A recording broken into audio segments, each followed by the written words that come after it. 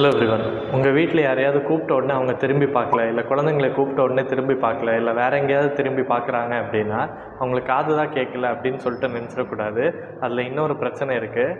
அதுக்கு auditory processing disorder அப்படின்வாங்க.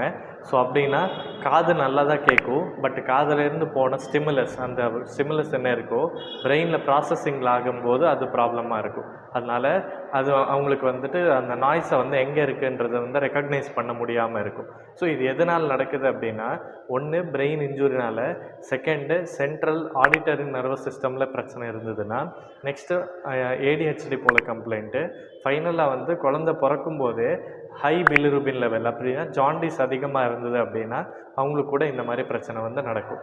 So இதுக்கு என்ன பண்ணணும், ஃபஸ்ட்டு உங்கள் டாக்டரை பார்த்துட்டு ப்ராப்பர் என்ன பண்ணலாம் அப்படின்றத பேசிக்கணும். அதுக்கப்புறம் auditory training and visual learning techniques அவங்களுக்கு சொல்லிக் கொடுக்கணும். தேங்க்யூ.